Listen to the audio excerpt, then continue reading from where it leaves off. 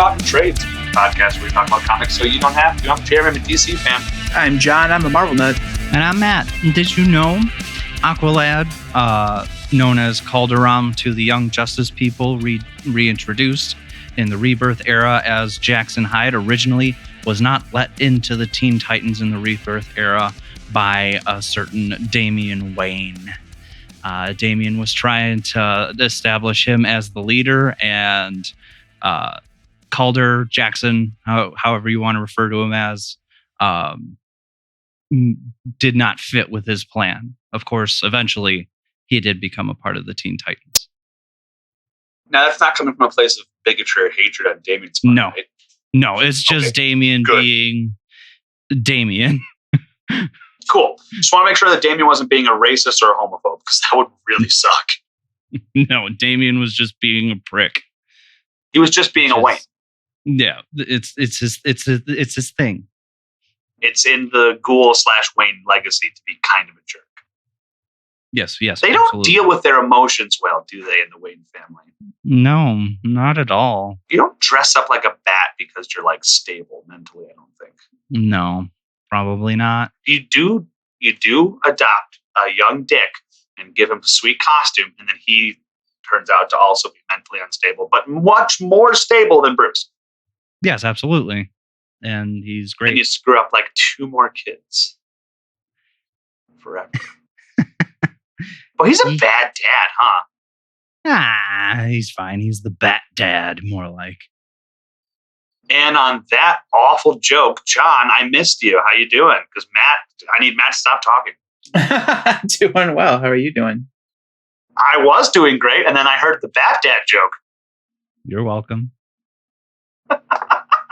No, you know what? You're right. Thank you. And you know, you're doing great over there, Matt. And I appreciate you. But I think we got to move away from the puns and move into This Week in Geek. This Week in Geek.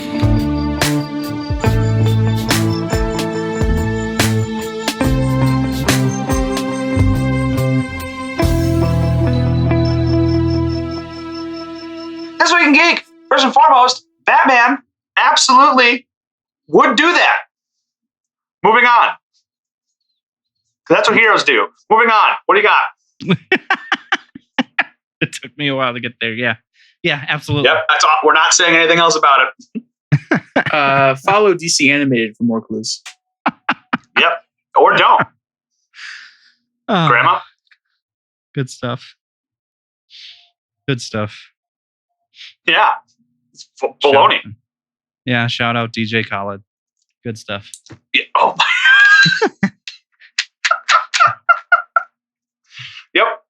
Yep.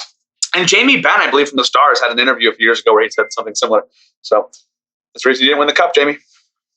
Yeah. What news do we have, guys, this week? Because as per usual, I did no research. Well, let's stick with Batman because, we're talking about the Waynes. So a very popular comic series that was turned into a Telltale game.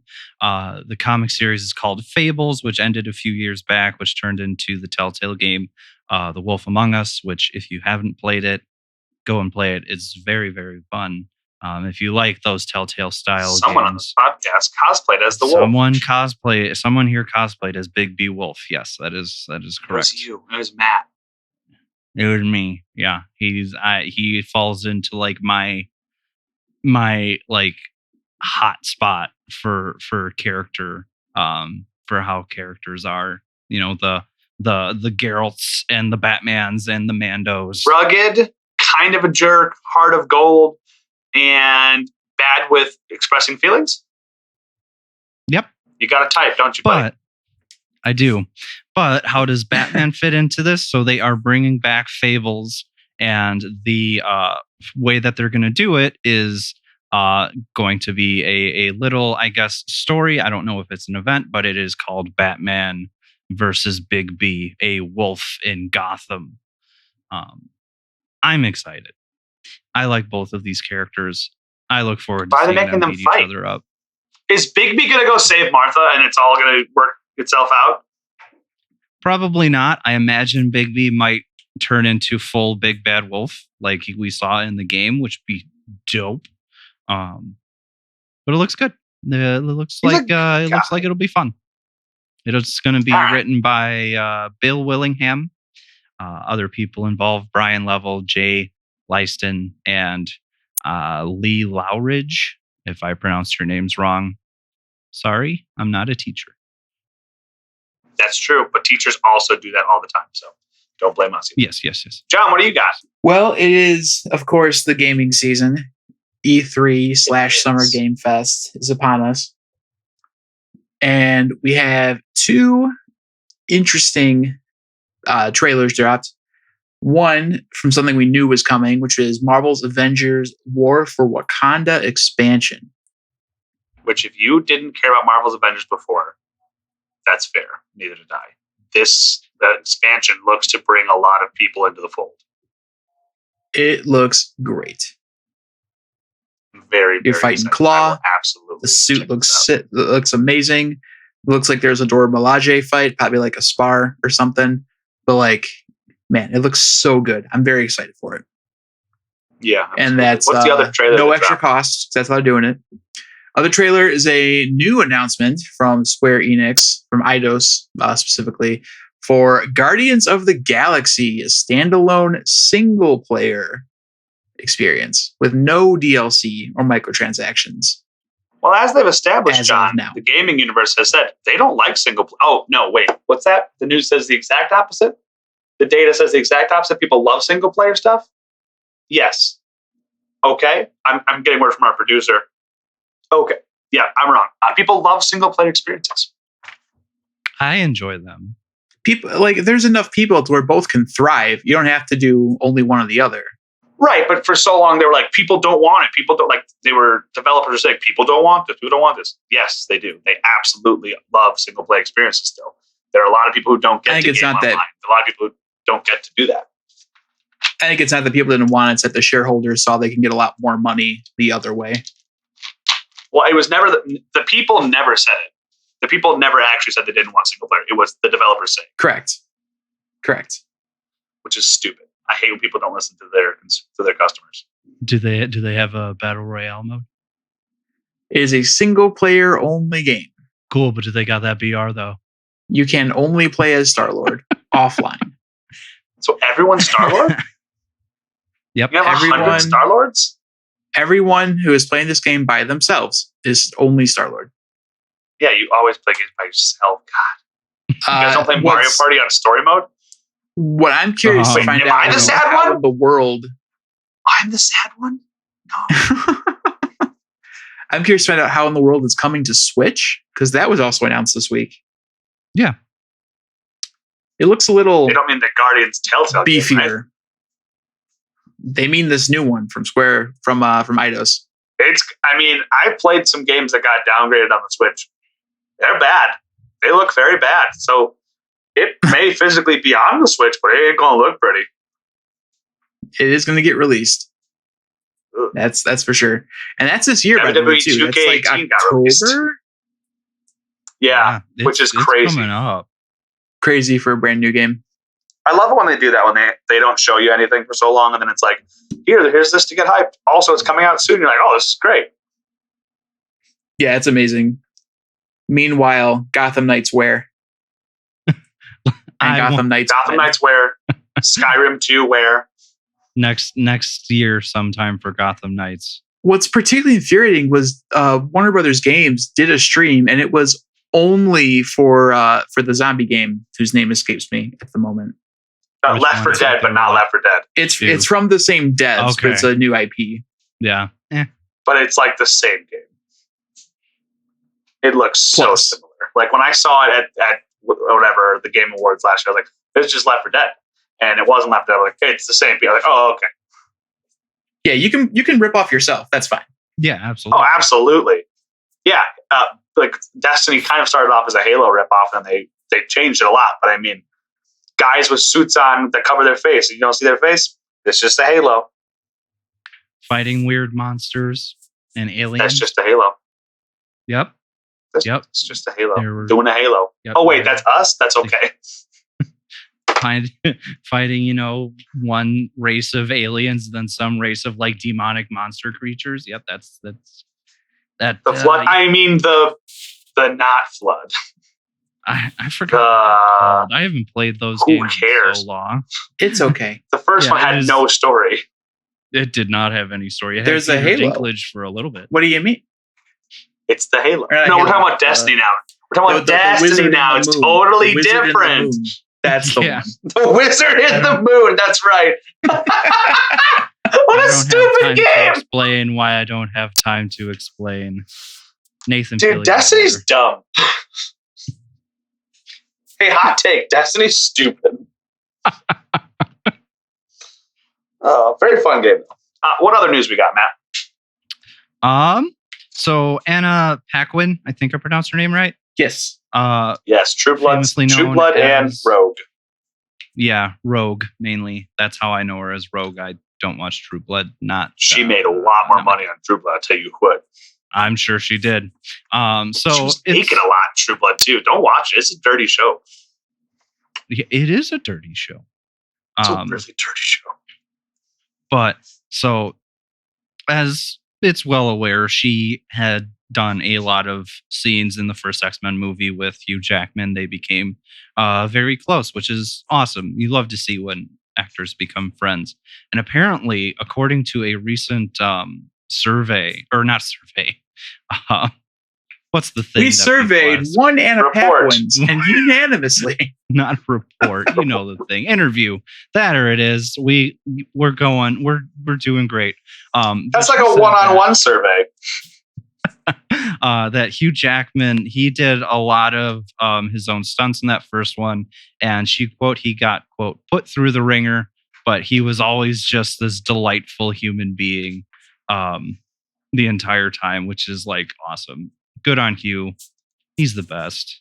They're the best. Hugh Jackman, the more you hear about him, the more he sounds like he's in like the Tom Hanks level of like celebrity. Like just everyone likes him. Not a bad thing said about him. Just a good dude. Yeah. Which like we definitely could use more of those when everybody else sucks. Yes. I wholeheartedly agree. 100%. What do you got, John? What's that? What do you got? What other news we got? I am tapped out. Yo, that's okay. Matt, any other news? Loki.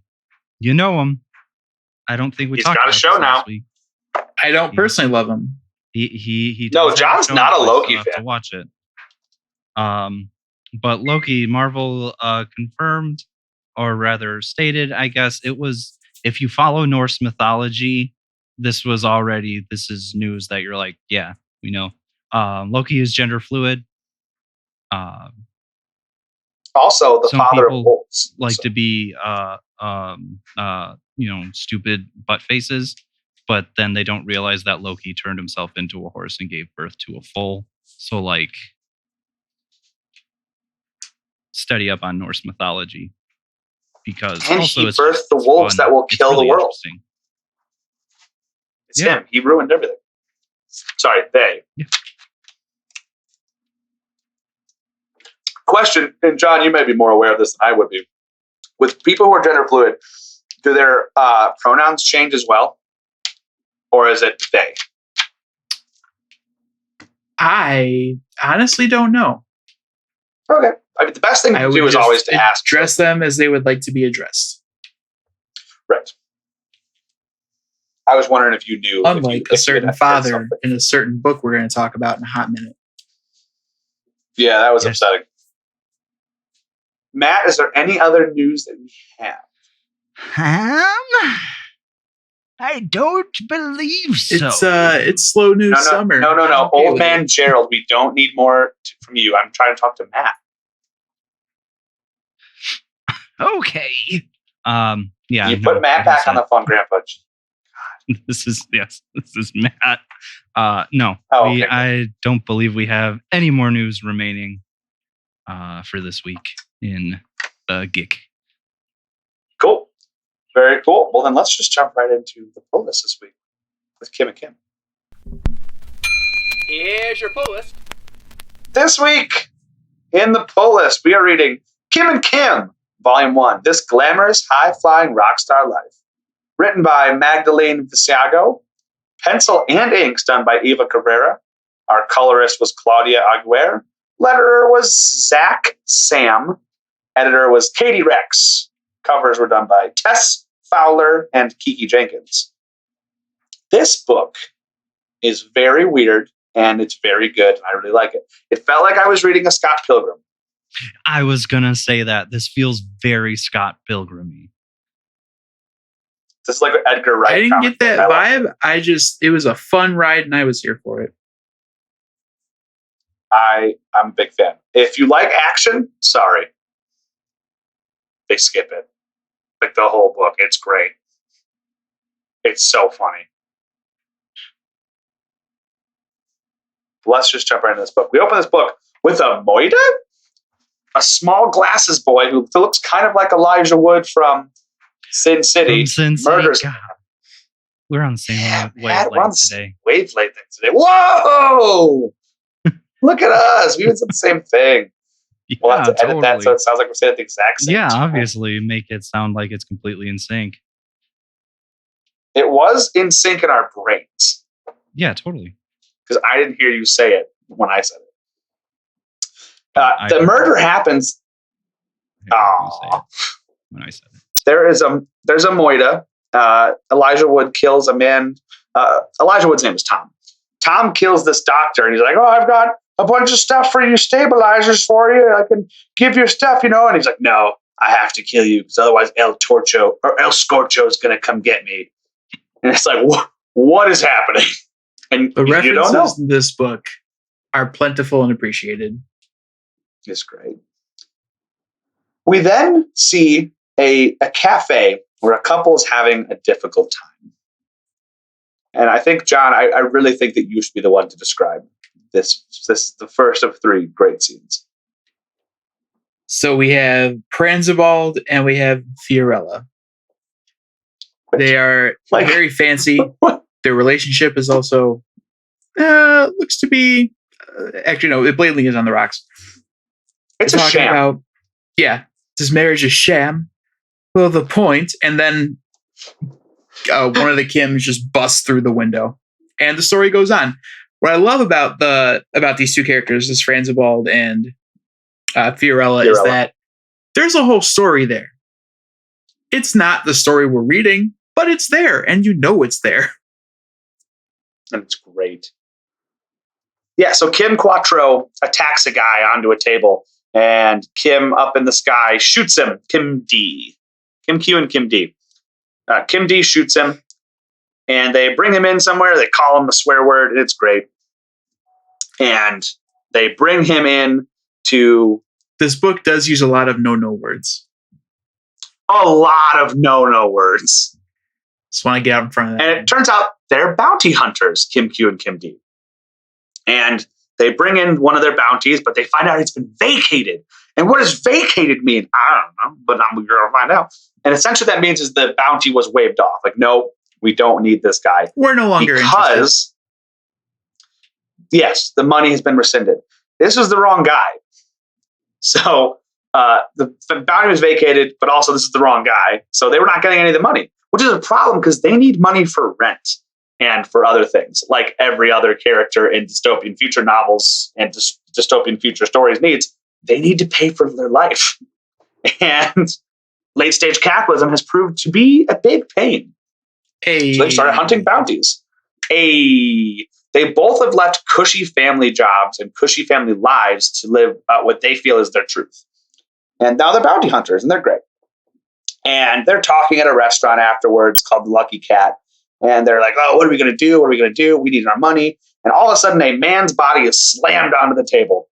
And Columbus and Red, Columbus Cross and Sar Herring. Sar's Red nickname Herring. is Red. Do you get it? Yeah, he wears a red shirt. Get it? Yeah, that's exactly what I'm saying. Yeah, you get it. Okay, cool. And Sar is like, hey, here you go. Here is a bounty for you for free. $2,000. Like, we don't need your charity. Because it kind of seems like you do need our charity. And we find out that these two work for Kim Q's father, who she has basically cut out of her life. She doesn't want to talk to him. She doesn't want to talk about him. She doesn't want to talk anything around the people he rules over. Is he a king? What is he? I think he's the head of whatever organization / division Columbus and Red and Sar work for. The Catalans? Yes. Okay. Is that a thing? Is Catalan a thing? Is that a name or like a reference to something? Probably. Because All I could everything think in of this book is some kind of reference from what I'm gathering. Yes. All I could think of was Catalina Wine Mixer from Step Brothers and then Settlers of Catan. Neither one of those, I think, is what they were going for. I definitely don't think it's Catan. Catalina's closer, but I don't know. I don't know. I'm not a doctor. And if it's a place, I'm not a geographer. So they refuse this bounty. And then they're like, well, so what are you guys even doing? And Columbus and Red. And so Columbus is Sephiroth, like almost to a T. Like he's very tall, very thin, very blonde. He's got eyeliner on. He's later called he's a long hair. He has a swimmer's body, which he does. And Red is the brawny guy, but if the brawny guy was like black and had really cool hair. Like big open red flannel shirt. He's clearly in great shape. He's got some chest hair, got like stubbly beard. He's a good looking dude. The brawny guy is the closest I could get in my head. If anyone else is a better one, please let me know. But he also kind of looks like if you played, what's that game? You climbed Celeste. He looks like the guy in Celeste, the friend. I can see that.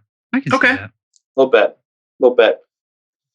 So they talk about, so what are you guys even doing? And Columbus is like, we're hunting this really expensive guy, Tom Quilt. He's a murderer. Scorcho wants him. And they're like, well, you're dumb. You're stupid. I'm not working for my dad. And they're like, you should. He totally wants you to come work for him. And they were like, no, we're not going to work for him. The dad's name is Furious Quattro. So And he sucks. he sucks so much. He's very stupid. We then cut into interdimensional space, and we see that Tom Quilt is murdering a man, and this guy, so he's driving like a space tractor. It literally is a tractor that has thrusters on it. It's great.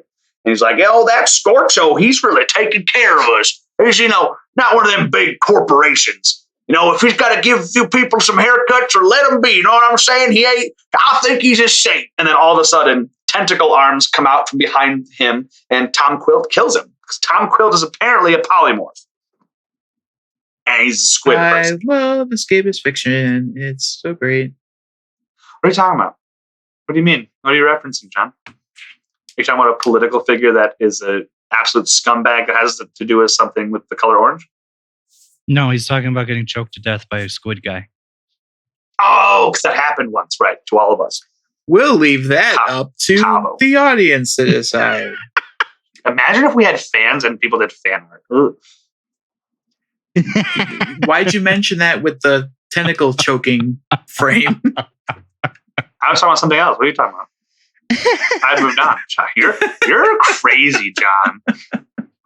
John, why are you obsessing over this tentacle thing? I'm not. I feel like, John, I need you to drop the tentacle thing. Can you do that for me?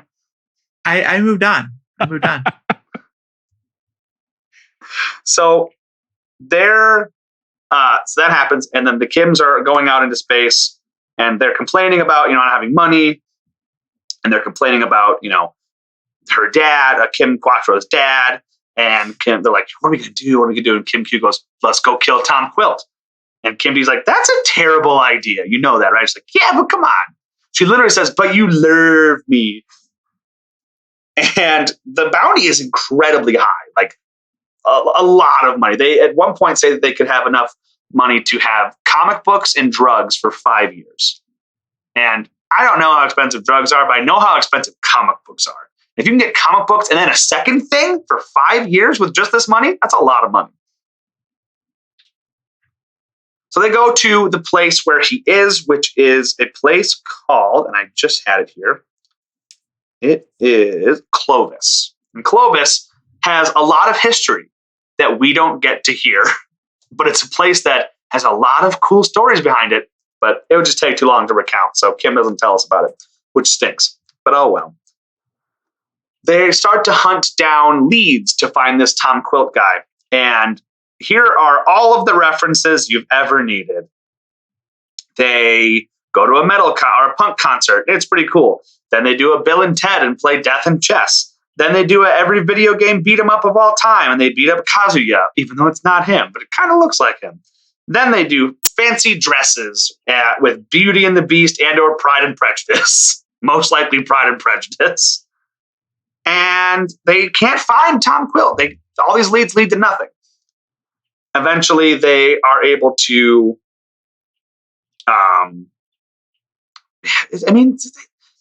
is it stumbling? If it's pure luck, I guess it's stumbling. They stumble into Tom Quilt at a liquor store.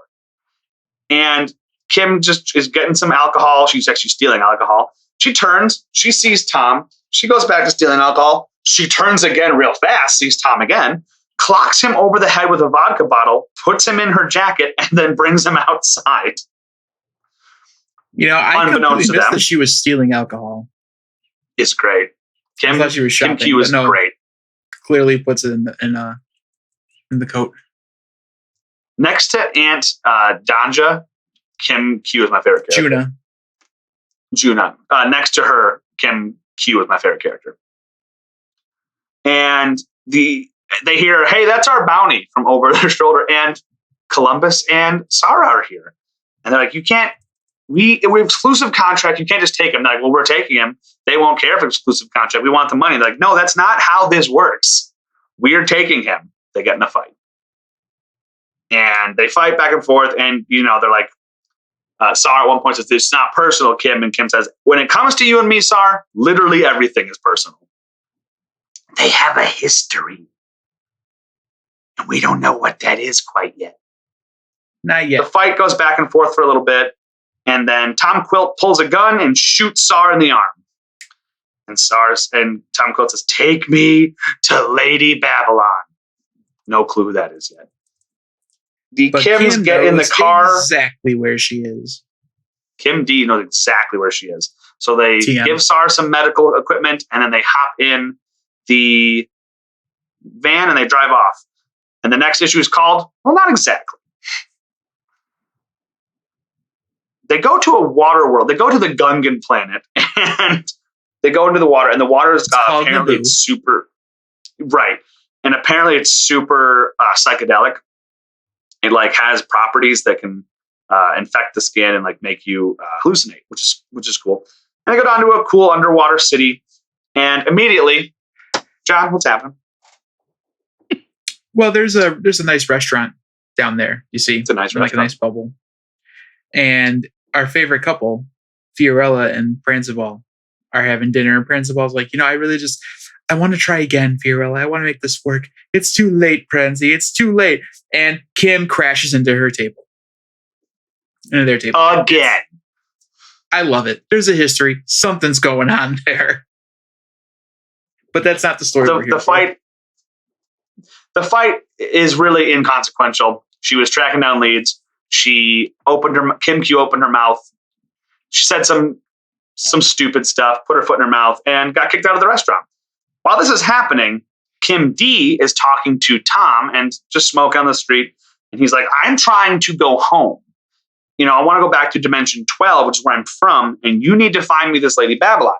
It's like, yeah, I'll get it. Yeah, you already said that, but we haven't found her yet. So clearly you lied. So, well, I didn't lie, but my aunt used to know her, and I thought I could leverage that. And she goes, and Tom says, so you have no information, and you were going to just guess? I said, what? Yeah. But Aunt Juna told me stuff about her a long time ago. Right, well, why don't we just talk to your Aunt Juna? Well, she's kind of dead. And yeah, my family is necromancers, but it's so hard to talk to people from the dead. You need supplies. Plus, we've got all these leads here. Crash. We have no leads here. Kim comes out of the restaurant fighting the boys, aka the Candy Brigade. This is the thing where I was like, this is an Edgar Wright. This is the this exact scene where she's fighting the boys, and it says in big pink letters, the boys, aka the Candy Brigade. I was like, this is Scott Pilgrim. This is great. That's You after can absolutely Kim see Q it. mocks the boys by calling them the Candy Brigade. It's great. So well done. It's great. They fight, and it ends quickly. And the way it ends, at one point, one of the boys has Kim like in a chokehold, and Kim's like, Kim D walks and goes, "Hey, what is going on in here? I thought we were going to keep this quiet." And she says, "Well, now, and then she turns to the guy who's holding her in a chokehold and goes, "Oh, hey, man, can you?" And he goes, "Oh, yeah, sorry, totally." She goes, "Yeah, sorry, I mean, no, it's cool. And the fight just ends. It's just done. It's so stupid. They get kicked out. They get kicked out of the restaurant and off the planet. And Tom's like, "This is ridiculous. Like, you're never going to help me. You're never going to be able to help me. I don't know what to do." And Kim D says, "All right, fine. And I mentioned that I was a necromancer, or my family's necromancers. We can talk to my aunt." And Tom says, "You said she's dead." "Yeah, we got to go buy some necromancy supplies. I think it's our only option right now." So they go off to find necromancy supplies. Matt, what's necromancy? It is the magic art of bringing people back from the dead, or rather summoning the dead. Yes, necro meaning dead, mancy meaning magic, dead magic. So they fly off to get some supplies. We cut back to Furious Quattro on the Catalan's giant orbit death platform in orbit over Visus Segundo, which just the weirdest thing that's ever been presented to me on my screen. But it seems super normal in this book too, and I love it. Furious Quattro is singing some Peter Frampton, "Do You Feel Like I Do?"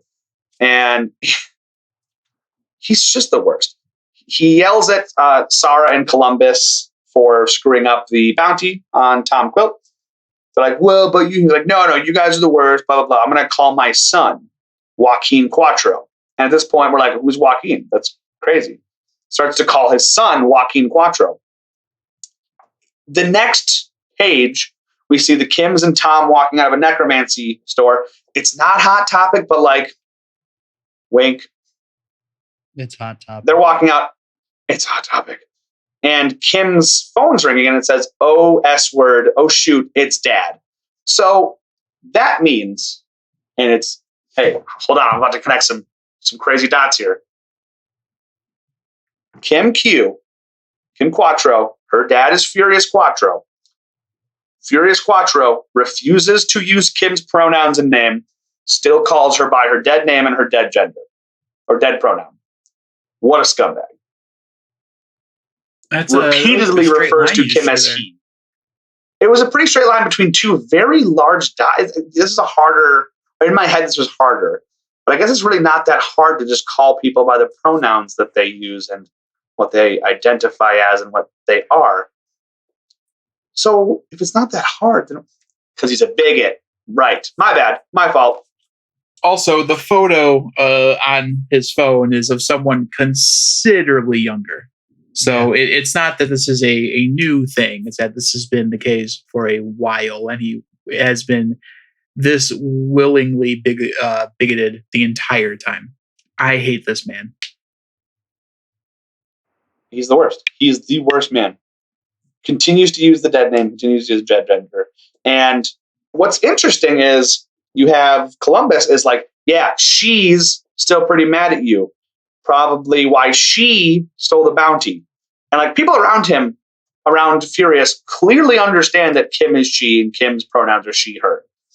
Furious does not gel, does not. He's just a piece of garbage. There's no other way to say it. No other way to say it. Well, that's no big deal. Furious sucks. We'll move on. We move on to necromancy. They are drawing a pentagram. They are using knives. They're putting on eyeliner because without eyeliner, necromancy doesn't work. And I love it. And they're doing a summoning spell to summon Juna, Kim's aunt.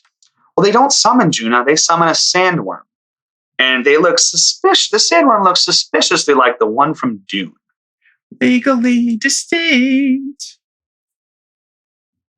I want to know what makes it legally distinct because I don't know Dune that well, but there's got to be something that like those Dune ones don't have this one thing. It's great. Well, what happens when you summon a sandworm, Matt? Sandworm's gonna do sandworm things. Like That's attack. correct, Matt. Going to destroy a city because it's scared and doesn't understand, right?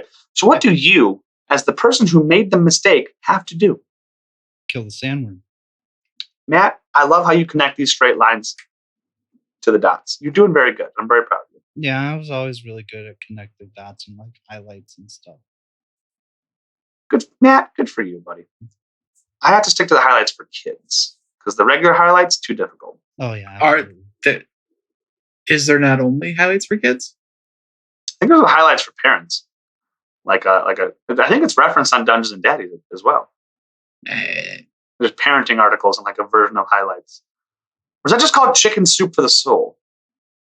Is the Reader's Digest and/or Chicken Soup for the Soul just adult highlights? Maybe. these are the deep questions. As Kim D would say. Anyway, we don't have time right now. That is a legitimate transition used in this book. So they go attack the sandworm because they got to stop the sandworm. It doesn't work because of course it doesn't work. They're using bullets or using like blunt objects like a guitar to hit it. But what else can a guitar be used for other than making music as well? Or as some old people would call it, making loud noises. They decide to make loud noises to disrupt the sandworm. And they're stopped by a really cool looking woman with awesome hair and a sweet jacket that has spikes on the shoulders. And it's Aunt Juna. And Aunt Juna's like, stop, you're attacking the sandworm. And the sandworm is a good person. He was just scared. His name is Edgar. He was just scared. What would you have done if you were scared? You don't need to do that. Just stop. And they stop attacking the sandworm. And then Kim talks to Aunt Juna for a while. And she's like, how are you here? Like, the dead can't manifest in corporeal form. Like, you're here. And Juna's like, I'm not dead. Never have been. She's like, what are you talking about? She goes, well, the necro world, the world of the dead, is literally just another world. It's not another plane of existence. It's just another plane. You can cross back and forth. It's hard, but you can cross back and forth. And that's what I did. I haven't been dead. I've just been there. What? It's like, yeah. And you're looking for Lady Babylon, right? It's like, yeah. Because they've been looking for Lady Babylon. I may have scanned over this, but they've been looking for Lady Babylon because this Lady Babylon person is supposed to be able to get Tom home. And Tom, the reason he's on the run is because he stole a lot of money from this bad guy named El Scorcho, which, chef's kiss, great villain name. Sarcasm. He is a bad guy. He's a criminal. Tom was a drug runner for him. Tom doesn't want to be a drug runner. He wants to go home. So he stole a bunch of money. He's trying to get home into the 12th dimension, or dimension 12. The only way to do that is to use Lady Babylon. Lady Babylon can get him home. So that's why I've been looking for Lady Babylon. Juna had a lead. So apparently Lady Juna is Lady Babylon. Bum, bum, bum. Issue 3 opens up with them getting some information from Juna and from the other bounty hunters hunting them down. And they're looking at the wreckage they left in the city with the sandworm, and they're tracking them down. Like, wow, boy, oh boy, this would be super easy to track these two because either they're making incredible diversions or they're very stupid. Well, here's the thing, John and Matt. It wasn't a diversion. They just messed up. We also learned that Dimension 12 is hidden so well that you have to know exactly where to look in order to find it. That's how Kind of stupid like well the it's hidden. stairs. And they The mention staircase, yeah. Brigadoon, which, I don't know if you know this, I was in a production of Brigadoon in high school. And this is a deep, deep, deep pull. And I the didn't know idea is- Brigadoon was a thing you could do a production of. So, Oh, man, is it ever. do you want to give us a brief recap of Brigadoon? I would love nothing more. So Oh, okay. Brigadoon is a, in my opinion, subpart musical where the whole thing is like two people are hiking through Scotland, but like once every 100 and some odd years, the town of Brigadoon is here and alive and you can go visit it, but it's only for 24 hours. So like if you stay in Brigadoon for like a week, it'll be a week to you, but it'll be like, I don't know, 700 years ish to everyone else. So like, And it's a love story. And like, does he stay with this girl in Brigadoon who he met today? Hey man, it's not that out of the realm of possibility. Or go to hear back. Stupid concept Yeah. like that. Hades Right. Town, Romeo and Juliet, In the Heights, all of some of the best musicals in the world and plays in the world. I'm just surprised that in this post-apocalyptic world, or like dystopian world, Brigadoon has survived enough in the cultural consciousness for Kim to know it and reference it. I was amazed. Here's how dumb of a reference that was. I didn't even recognize it as a reference. So there we go. Thank you for taking me on this walk. I had to get my steps in today. Back to Jeremy. All right. Well, we got the walk in. You're doing good. They're crash landing when this reference is made. And they're crash landing on this snow planet. And the snow planet is called Never Look Back. Never Look Back. Thank you, man. They crash land on Never Look Back because they were shot with a fireball. And phew, I wonder what shot that fireball. Oh, it was these giant robot apes. Obviously. And here's my fair reference of the entire thing. They're attacking these people that are attacking them, and they don't know who it is, who they are.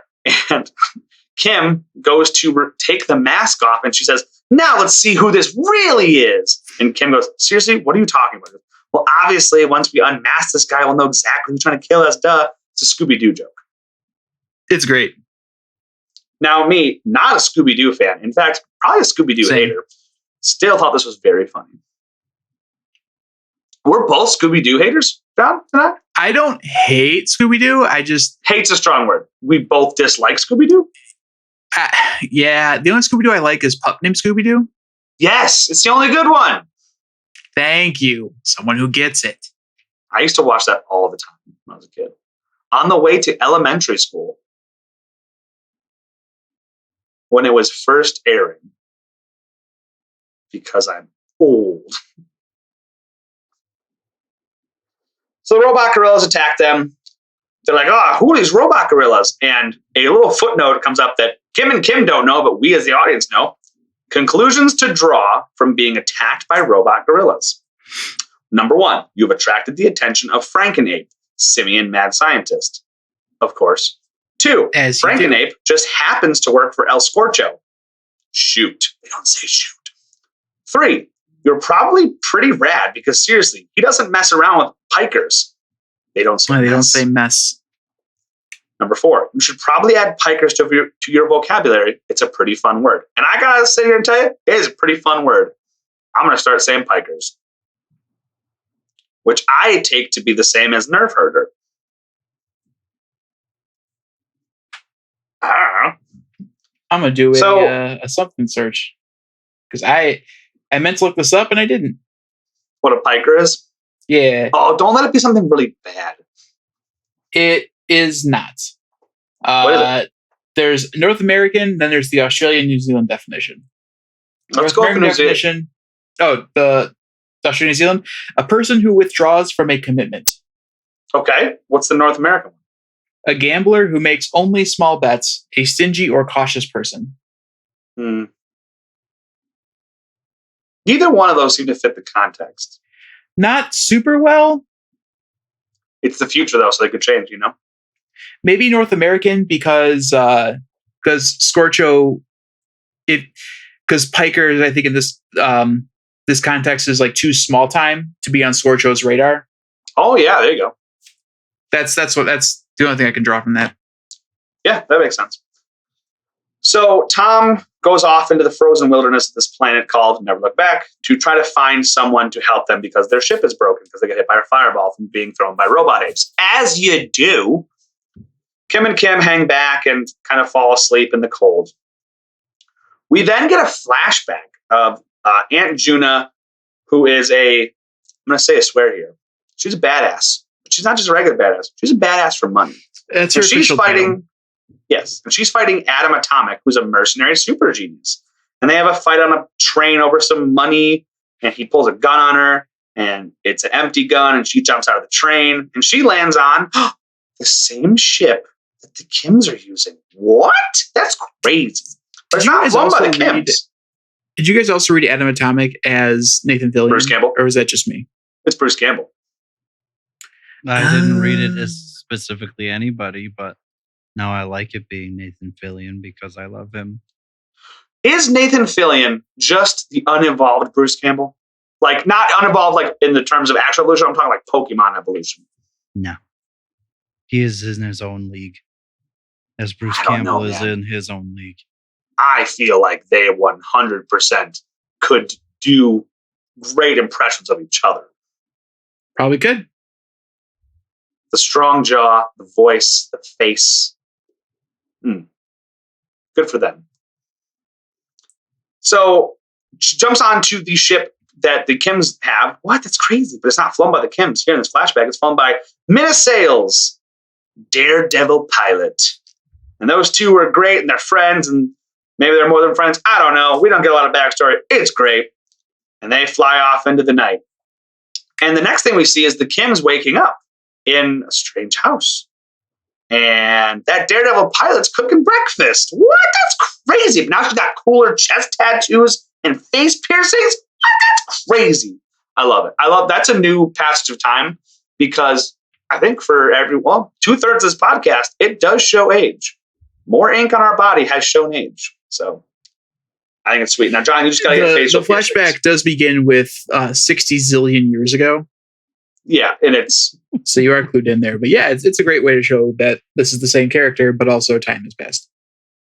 John, you got to get face piercings since Matt and I have tattoos. Ooh, that's okay.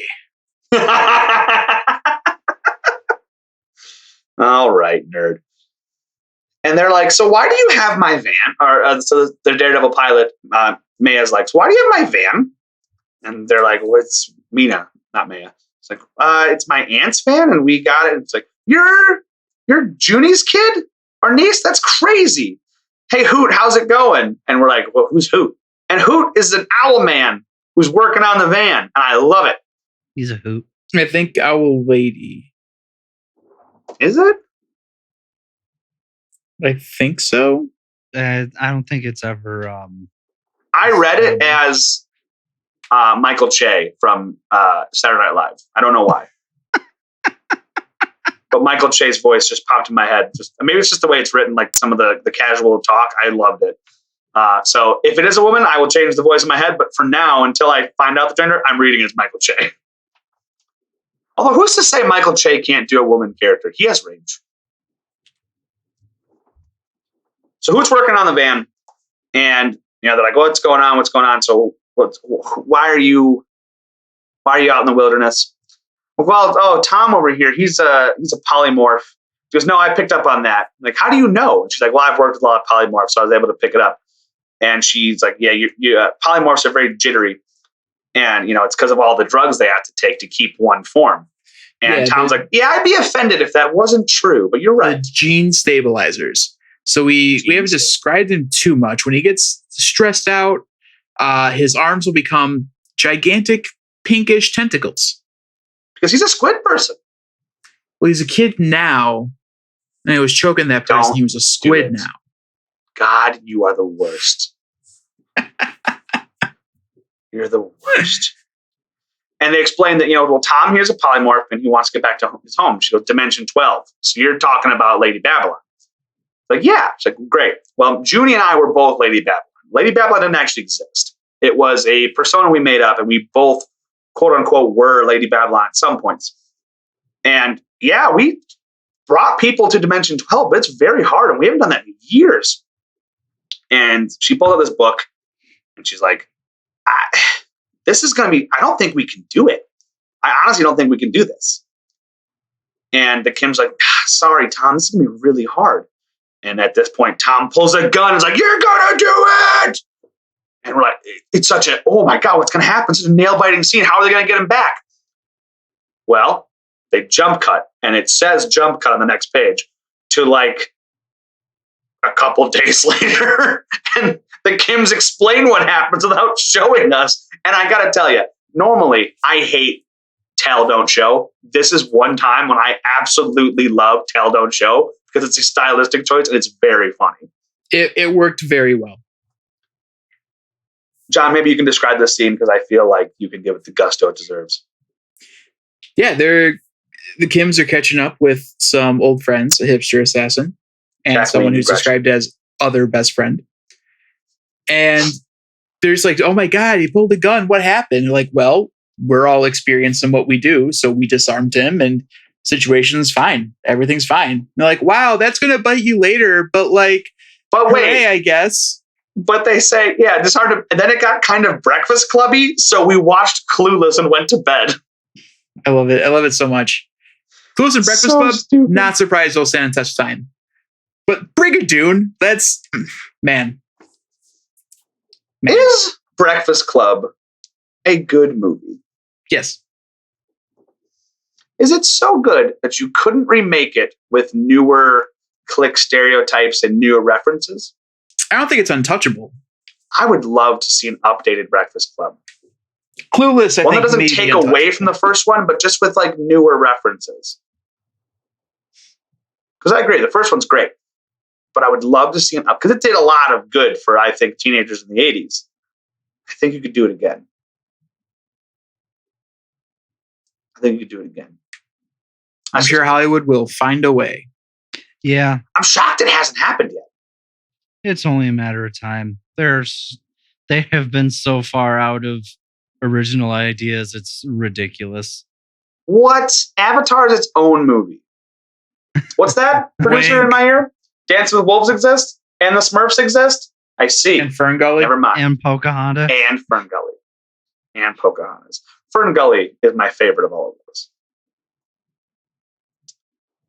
So yeah, so they just glance over, so what happened next? Oh yeah, Mina took him home to Dimension 12. Oh, okay, so It's fine. that's it? That's it? You know it's going to come back and bite you. Yeah, probably, but whatever. Okay, call me when it happens because I'm very curious to see what happens. Okay. That's it. That's it. If this happened literally any other time, other than I think Squirrel Girl could pull this off too. Absolutely, mad. I could pull it off. John, you're smart. Do you have any idea why this is okay? Because it is. It's great. Why is this okay?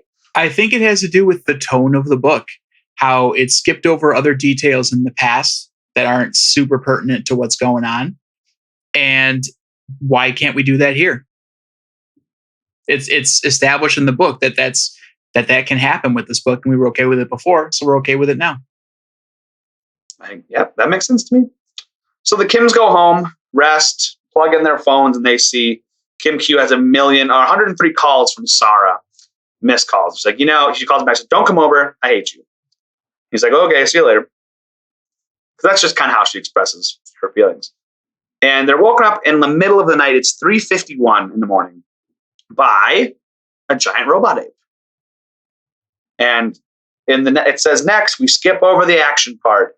And issue 4 opens up with them skipping over the action part. It's great. Kim calls Sarah, and he's like, hey, so what's going on? She's like, what? Whatever. What do you want? He's like, you called me.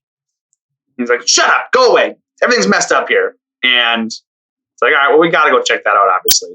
Call Furious. He's like, hey, should we check this out? He's like, yeah, go check it out. The Kim's apartment is destroyed, but they've already beaten the gorilla. They do completely skip over the action part. It's great. Well, this is a problem, though, because they're already down on rent, and now their apartment is trashed, and apartments are expensive to fix up, and the landlord's going to want money from you. Not to They're mention, already down bad.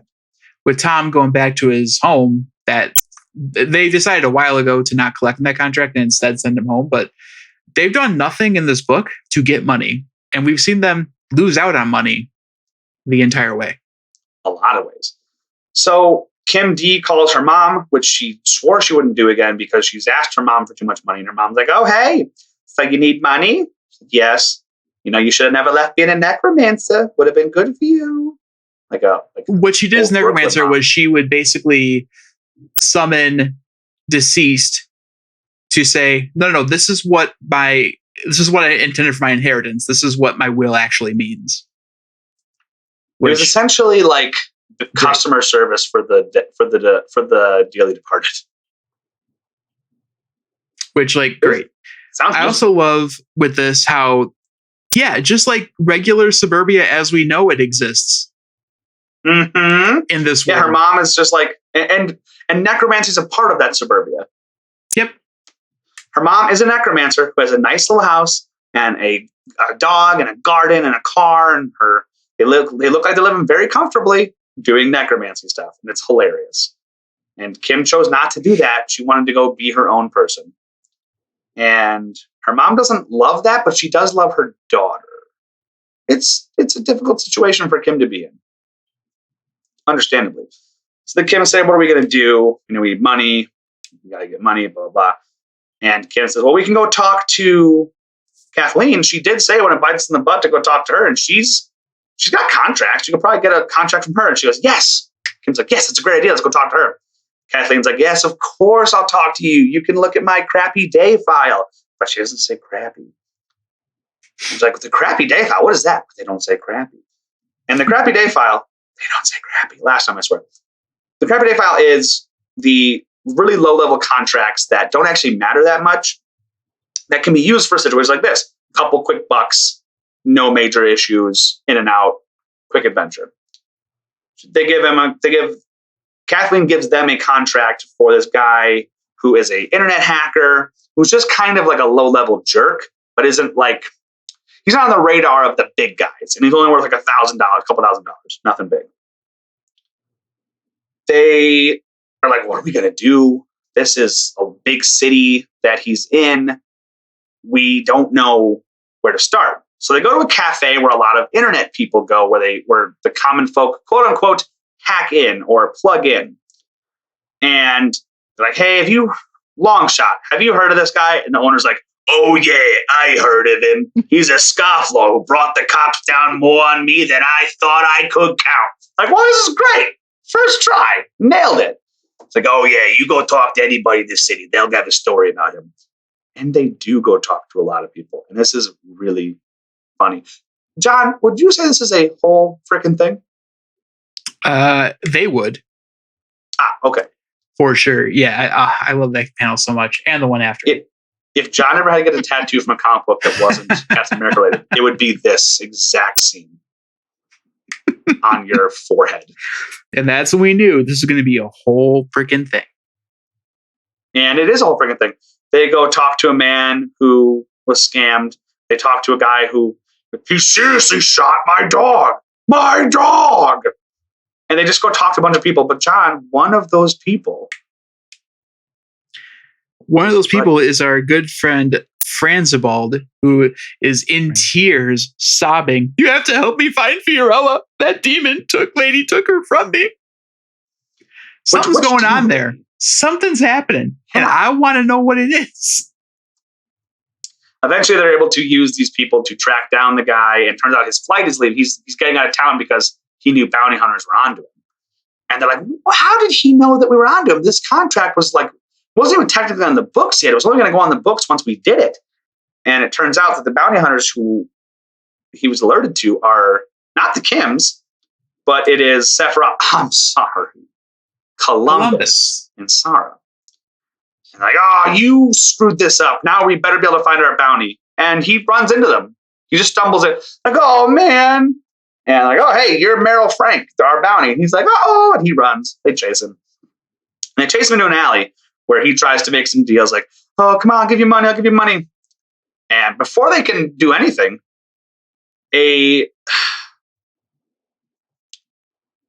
you imagine supervillains like to make cool entrances, you know?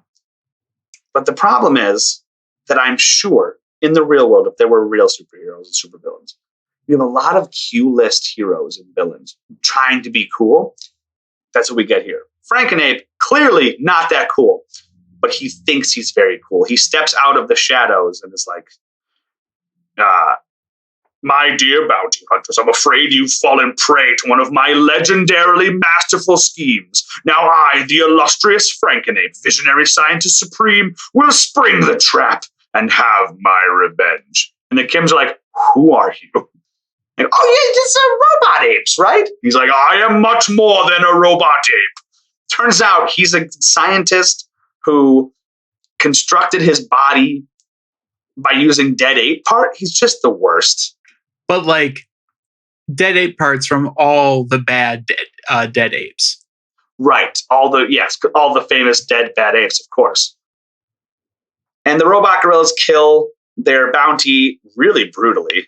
And they're like, what? That was our rent money. What are you doing, Frank? And Abe goes, I assure you, you will have no need to pay for rent after I kill you. And like, we destroyed your robot apes before. And he goes, but the robots are just a distraction. And then he starts to go like Bane Venom mode and get really big. He like has injections with all this stuff in him, and he gets really big. And then there's a swing, and all of the venom enlarging juices, all the cords are cut, and he starts to kind of explode. And you just see Columbus standing there with a sword, and they're like, Columbus? He's like, yeah. What's with the sword? Oh yeah, I'm a ninja now, I guess. They're so cool. And I'm a ninja now, I guess, is what I want on my tombstone. It's so cool. And Frank and Ape's dead. Or is he? They kill him. He kind of like is a giant blob monster and they kill him. But again, they skip the action. It's great. And it cuts right to, just before the fight starts, it cuts to the guy who pays off the bounties. He goes, so what happened? They're like, yeah, we killed the giant monster thing and we won. It's like, okay, so let me get this straight. You had a minor bounty, then you had Frankenape, who works for El Scorcho, who's like a big deal, and you still want to collect the money on the small guy. Like, yeah. Well, I can't do that because he needed to be alive. I'm like, well, that's dumb, and you're dumb. He's like, that's great, get out of my office. They still have no money for rent, John. What are they going to do?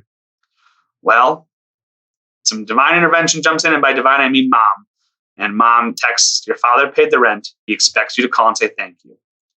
And the book ends with them crying on the street because as much as they worked really hard, they still couldn't do it themselves. And that's got to be incredibly demoralizing. But they're in good shape for Kim and Kim Volume 2. That's the whole book. 4 issues of fun. 5. 4. It's 1 through 4. Oh, it's 5. Nope, 1 through 4 is 4. Wow. It was a really fun little book, and I really enjoyed it. Matt, what did you think of this book? I enjoyed it. It was, like I said, it was very Scott Pilgrim-y. All the like title cards for characters reminded me a lot of Borderlands. Especially with, saying the goofy things after like their name. It was fun. It was a fun little space adventure thing that they went on. Would you time and money notwithstanding, would you read the next volume? I probably would. It was goofy. It made me laugh. The characters are spunky and fun. They are spunky and they are fun. John, what do you think of the book? I liked it a lot overall. I just wish that it had a more like realized closure point. Yeah. Because the main plot was solved in a line of dialogue. Like, yeah, we got taken back home. It's fine. Everything's fine. And so we have the plot threads of the father with that whole organization thing. They still need money. This Tom debacle gonna bite them. El Scorcho still at large. There's so many threads dangling, and not one of them was closed in the final issue. That kind of bugged me.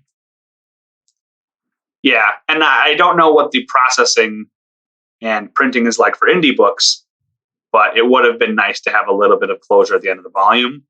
But I'm sure that... But, like, that's it. I loved everything else about this book. Yeah, which I think has been a criticism that is way more... it's a bigger issue with, like, a Batman book when we read Batman books, because those have come... We're like, this is stupid that you're a AAA developer, or not AAA developer. You're one of the big two, and you're still doing this crap? Like... With an indie book, who knows if there was delays in the printing? Who knows if there was delays, if they had a deadline, if they're like, no, we're just cutting the first 4. It's like, that's not, no, the 5th issue ends it. We don't know. What DC or Marvel do, it's like, what are you doing? There's no way DC doesn't have the planning to make a cohesive volume, but I definitely understand life happens. Indie doesn't have that kind of budget. They're working with themselves. I totally get it. Yeah. And I'm much more forgiving of it from this book than I would be Absolutely. a DC book, for example. I've liked all the books you've read for Pride and for this whole month, but I think this one is up there with me as one of my top ones right now, and I'm very excited. We got to one more. Got one more, and we'll talk about that in the outro.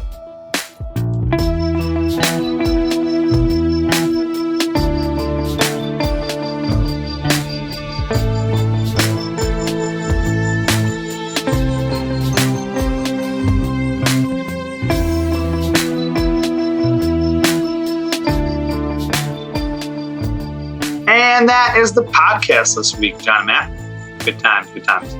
The last book we are going to read for Pride Month next week is The Backstagers, which is written and created by James Tynion IV and Ryan Singh, Sygh. Those are the writers and the illustrators of the book. Backstagers looks super fun. We've been looking forward to reading this one. And I cannot wait to actually get into it. So hopefully it's as good as I think it is, but I got a good feeling. James Tynion also was on Batman at one point. Maybe did Batman and Robin. Maybe Batman Inc. I don't remember. But he's done Batman for sure. So he's got a good pedigree behind him. So I'm looking forward to reading it. I like the Batman. I've heard. I'm not a big DC guy. Yeah, I can see that. You tell me this now? 6 years and 17,000 listens in. That's right. I'm not gonna lie, it feels pretty bad to find out this way. I apologize, John. I meant to tell you earlier. No, I didn't. But I'm looking forward to reading that. John, this was a book that when we were looking for books to read for Pride Month, you and I are both like, we're reading it. It's done. We're picking it. Yes. Very excited. Theater kids, magic stuff. Magic. Let's go. Super into it. Super into it. Any closing thoughts, Matt or John, about this week's book and about next week's book coming up? No, not really. I felt like It was I said great. My piece. Yeah, it was fun. Let's go for the streak. 4 for 4. Let's go. We're going streaking. But not like that. It's inappropriate. All right. Well, that'll do it for the podcast this week. I think we're just going to go ahead and throw it back to your regularly scheduled program. Bye, everybody. Goodbye. Bye. And now we return to the legally distinct game for people who are recently married. At the break, Logan, Gene, and Scott, the Power Throuple, had 7 points. Hades and Persephone had a brand new season with 5 points. And now we have our newest couple, Franzibald and Fiorella, ready to take on the questions. And now your host, Jack McHandsome. Thank you. I'm Jack McHandsome. Welcome back to Legally Distinct Game Show for those who have been recently married. Today we have with us a newly wonderful couple here by the names of Franzibald and Fiorella. What's up? Hello. Like, hi. Like, hello. Babe, I don't think you're supposed to interrupt a guy. It's rude. Shh. How are you doing today? I'm you know what? I'm doing all right. My name is Jack McHandsome. I have questions for you, lovely couple from Casparden, the city on Vestus Secundo in Dimension 64. Let's get into it. Right now, you guys have a 7-point and a 5-point lead to try and catch up on. Okay, I'm ready. And I'm Franzibald. You are Franzibald. So, Franzibald, you're going to be answering questions about your lovely wife, Fiorella. Okay, go ahead, Jansom. Let's go. I know her so well. Known her for like forever. I feel like she's like an extension of me, you know, like my arm or like my weenus. Well, we'll see. You got my coffee wrong this morning, so we'll see how this goes. How was I supposed to know you'd take your coffee with coffee in it? I just thought if I put beans in water, it'd be good. But apparently, that's not good enough for old Pranzy. No, because it's not coffee, sweetie. Anyway, I'm sorry. We're here for the game. We're not here to air our dirty laundry out in front of millions. We're here for the game. Which you absolutely do. You make me do all the laundry, so... All right, well, we're starting off slow. Franzibald, Yeah. what is Fiorella's favorite food? Oh, Fiorella. She likes a lot of foods. Boy, I'm going to have to go with Angarian fish sticks. Fiorella? You know I'm allergic to fish. Oh, that's right. I knew there was something with fish. It's that you were fishing. My favorite food, obviously, is a nice, juicy steak from Quantum 5. Right. Well, I'm also particular to the Quantum 5 steaks. Medium rare, little bit of salt and butter. Whoa, bro. Are you hitting on my girl? No, I'm making conversation. That's what I do as Jack McHandsome, the host of the Legally Distinct game show for those who are recently married. I thought you asked questions. Sweetie, just because he has taste and a good palate doesn't mean he's hitting them. Well, no, dude, you don't talk to my girl like that. Let's sit down. Next question. I'm sitting down because I want to, not because you told me to, dude. Let's get a point here, huh? And win over the audience, huh, Brands of Bald? When was the first time you guys said, I love you? I'm bad with dates. So today's Thursday, so I'm gonna say last Thursday. Good answer. Show me is on the board, Steve. This is not that game. Oh, my bad. No, I wrote it here. It's when you took me last year to see the famous musical that somehow is still a thing, Brigadoon. Yeah. And it was so romantic. Oh, I called it Brigadoosh and fell asleep. Yeah, that did happen right afterwards. But that's still the first time that you said I love you. I love you too. Nice. So did we get a point? You were supposed to guess that correctly. You did not. No, you got it right though, babe. No, you have to know the right answer to get a point. Oh, But you didn't. that was not explained well at the top of the game show, so now I understand. So I'll get the next one. But you saw Scott, Gene, and Logan do it the entire time, and they got all the points. All right, dude, next question. For sure. All right, here's a fun one. Out of you two, who's the bossy one? Oh, dude, she's a total Gundark. Well, I don't know if you're allowed to say that on this program. What, Gundark? But she is one though. Right, babe? That's right. We got the 1 point. We got the 1 point. Things a certain way, and that's how it's got to be. Well, technically, that's a point. We got a point. Yes! We got a We point. got a point, dude! We're number one! We're number one! We're number one! We're number one! We're number one! Actually, We're you're number third. one! We're number one! We're number Oh, he's running. Yep. number one! We're number one! We're number one! Yes, dude! Number one! Let's go! Please stop hugging me. No, dude, you're got like a nice scent to you! Doesn't he? Would you step on my bed, I didn't say anything. dude? Dude, we're gonna fight, dude. We're absolutely fighting. Start taking off my shirt. Oh, this is terrible. Stop. Don't do it. Not for little old me. Well, while he struggles with his pants, Oh, God, I fall over. It's a buckle. the scores go as follows. Oh, it's a buckle. Logan, Gene, and Scott are in first with 7 points, followed by Hades and Persephone with their 5. And the I see. We Are Number One couple with 1 point in third. The shoes. It's the shoes. I have been Jack McHandsome, and that is the podcast. You are not a couple with her, dude. She's my wife, bruh. We're number one. We're number one.